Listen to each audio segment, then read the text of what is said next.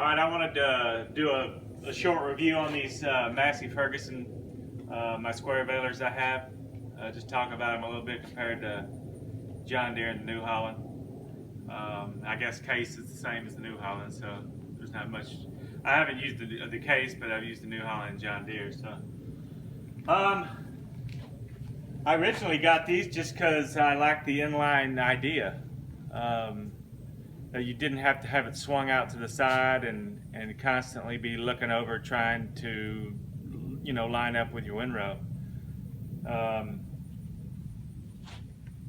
So and then the stacking of it, since it cuts on the bottom, they stack better, and they truly do stack better. You know, for some people, most people, some people's operation, or I guess if you have a bale banded or bale bearing, it doesn't matter. But when you're using a claw like I do, and you load trailers with a claw, the flatness of the bale makes a huge difference. Ever since I've gotten these balers, I don't think I've dropped one bale in the field in the last 5 or 6 years. And I put them on there pretty squarely, but they're so flat they set. They just sit on there nice. And this one, this is my older one. Had to rebuild this pump, but I think it's still leaking. That was a bad thing about the 1839, where these pumps were leaking. And they knew about it too, and they don't. That's the one thing I didn't like about Massey. They know these pumps are no good, yet they let people flounder with them leaking. They don't really care, it seems like, to, you know, either bother to put out a fix or anything. But whatever. I mean, that's just standard in the industry these days, is to, you know, let the little guy eat whatever he needs to eat to keep it running. So this has the 1839 has a 3-string compartment, and that's fine. And actually, this is fine. You know, it's not. I don't like it when you're doing, you know, over 1,500 bales in a day. When you start getting into the 2,000 bale range, 15 to 2,000, you got to come out here and add more balls to it. And when you're by yourself, and I'm picking up all the grass, I didn't like to have to stop and come out here and fill the thing up.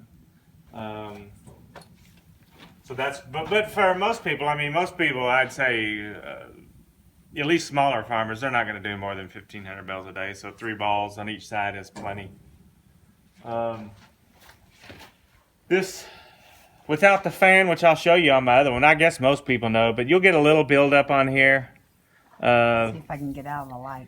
This baler was actually clean, and I'll give you the story on that.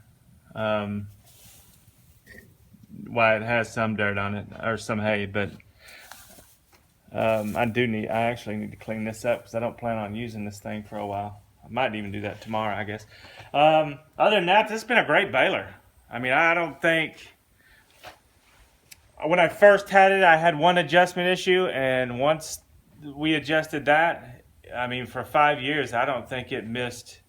The only time it would miss would be every now and then when it would switch a ball. I mean, maybe like 3 bales a year. It might miss a tie. I mean, it's been a fantastic baler. And I was going to trade it in for the 1840, but it worked so good, I needed a backup anyway. I decided to keep it. It was just too good to let go. So.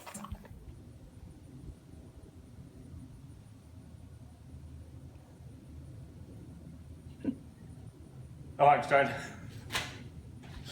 Okay, on the 1840, which I bought, there are some differences that make it better. I guess. I mean, it has 5. Where you can put 5 balls per side. So I only have to fill it up once a day in the morning, and I fill it up, and then it runs for me all day. So I don't have to mess with that. These augers here, they got the augers to turn the opposite direction. Whatever. I don't notice any difference. Some people might. I don't know. It's they shoved everything in all this protective covering. Again, whatever. I don't know what the use of that is. And then they put all this garbage on here. What? All this. Most people take that off.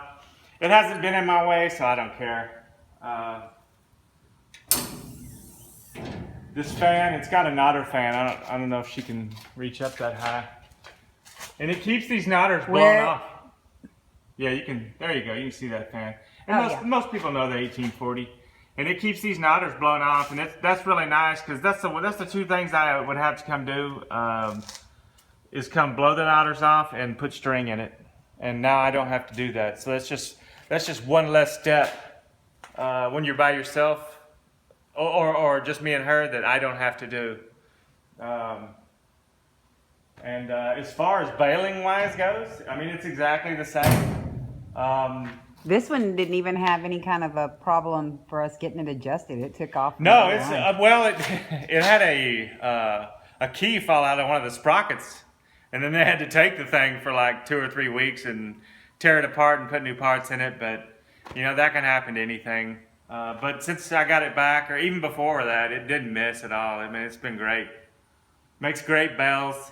Yeah, I'll tell you the one thing that I remember struggling with before we moved to the Massey Balers that you haven't mentioned is that we constantly have problems with banana bells. Yeah, you never have banana bells. Never. They are solid little bells that come out. And it makes them consistent. I mean, that's partially, you know, how you rake and the speed you're going, you know, if you can, you know, the strokes, if you keep consistent strokes, you can keep the bales pretty darn consistent, which is a big deal when you go to claw them. When you pick them up with the claw, you don't want one side longer than the other, or load a trailer. It makes it handy to have them all. But this thing right here, it's been great. I got my camera, which I'm sure you've seen in another video. You know, I put that stuff on there. So it But as far as watches this the bells goes, going through the accumulator. yeah, I think I've already seen that in other videos. But as far as this compared to the New Holland, I would say no comparison for me. I had the New Holland, and I had a lot of trouble with it. Had a friend had a New Holland. He had a lot of trouble. You know, and that could have just been, you know, those two balers or whatever, but you know, some people, you know, if you have a New Holland dealer and you're real friendly with them and they're close to you and they're good, would I buy another New Holland? Well, I wouldn't because I've been using these and they're, you know, once you use these, you know, and I'm not brand loyal. I'm not brand loyal to anything. I want what I think is the best thing to get the job done. I don't care what it is. Except if it comes from China, I don't want that. But yeah, it's been a great baler so far. I don't know how many bales I've put through it, maybe 15,000. I don't know. So it hasn't even broken in yet. But the few differences, that was the fan. There's a few small minor things. They extended the chute, which they said supposedly makes a better bale. I'm like, well, I mean, I didn't notice. When this broke, I ended up hooking up to my other one, using it, and it was flawless. And it makes just the same bale as this long chute, so I don't know what they're, you know. Maybe in a different crop. Maybe alfalfa. That's true. You know, maybe alfalfa or Timothy or whatever, orchard grass, whatever y'all grow up north. But in coastal, I saw no difference at all. These front tires, they're different, but I don't exactly know why or why it would even make a difference. That's pretty much it, honestly, between the two. There's not a whole lot of difference, you know, except for those small things. But they've been great balers. As far as the John Deere, I've used one a couple times. Like I said, it's a side pull. I would probably take the John Deere over the New Holland if it was me. But like I said, if you've got a New Holland dealer close, buy the New Holland. You know, I mean, lots of people use them. But these right here, you know, I've never tried some of the other brands like Freeman or anything. I think they're supposed to be pretty good, but another reason I use the inline now is if John Deere made an inline, I would certainly, or even New Holland, if one of them made an inline baler, I wouldn't be opposed to try it. Like I said, I'm not brand loyal. I just want what works for me. And now that I rake and bale and accumulate all in the same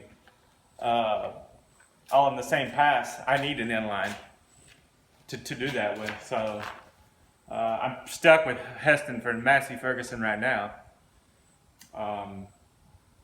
You know, if somebody else, like I said, came out with one, I'd probably get it or give it a try and just see. Because the Massey dealers, they're actually really good. When I call, they send me parts, and I can get them almost the next day. Sometimes, if I call early enough, and you know, not even paying for overnight, I get it that quick. And the service has been good. I mean, it's not about that. It's just, you know, they do like a pretty penny for these things. That's for sure. I mean, you can buy a John Deere for, I don't know, 21, 22, and these things here are 27, I think. 26.9 something or something like that. And I don't know. It's been great. That's pretty much all I got to say about these balers. Yeah, I mean, they've been great, so.